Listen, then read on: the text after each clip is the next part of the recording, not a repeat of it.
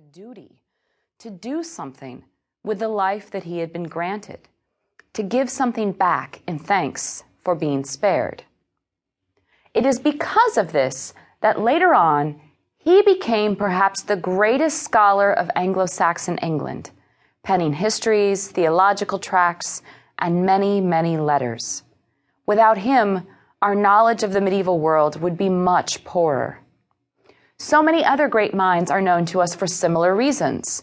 The intellect was there, but sometimes there's a watershed moment that propels that great mind out of oblivion and onto the stage of history. As I said, we'll return to Bede and his watershed moment in a later lecture. But to begin our course, I'm going to talk about someone today whose entire life might be called a watershed moment. His was a great mind that helped shape the very landscape of the Middle Ages in almost all its facets: the political, the religious, the intellectual, the social, and more. Even several centuries after his death, thinkers would return to this man and his writings for guidance and answers to myriad questions. This is why we start our course with the man who would come to be known as St. Augustine of Hippo. Augustine was born in a Roman province in North Africa, Thagaste, in the 4th century, to a solidly middle-class family, and received an education the likes of which numerous other young boys of his age and status were afforded. In other words, there's nothing remarkable about his situation that would have suggested he was destined to become the most important figure in the Catholic Church, not only in the Middle Ages, but arguably right up to the present day.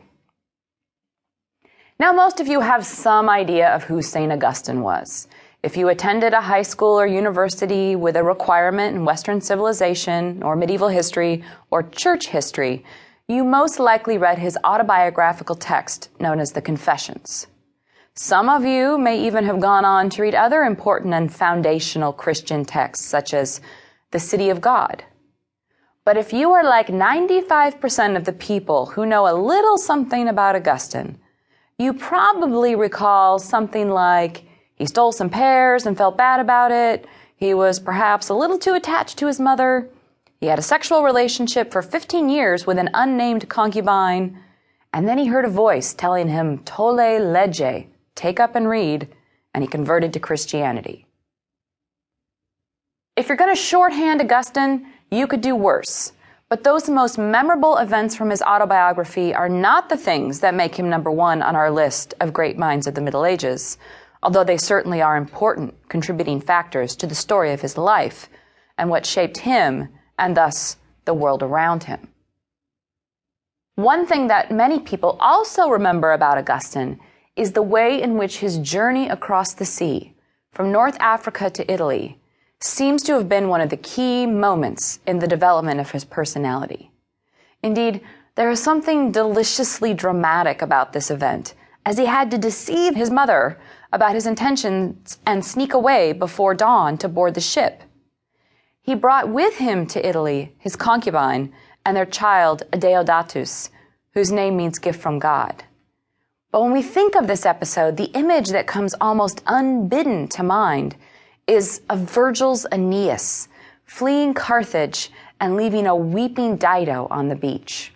And this image wouldn't be entirely wrong, as Augustine had read and studied Virgil, along with other classical authors, and had found much to admire in the writings of the great minds of the Greek and Roman thinkers. Although, when it came to the writings of Plato and Aristotle, who greatly influenced Augustine, he knew of their work only from Latin translations. It seems remarkable, but Augustine, one of the most learned men of his day, could not read Greek. Indeed, in his Confessions, he recounts frequent floggings he received from his various teachers who tried to beat the knowledge of Greek into him, as it were. As curious and intellectual a mind as he had, it was a mind that simply didn't care for Greek grammar and syntax. Augustine's father, Patrick, seems to have been relatively indifferent to religion, but his mother, Monica, was a devout Christian and seems to have been ever after her son to accept the teachings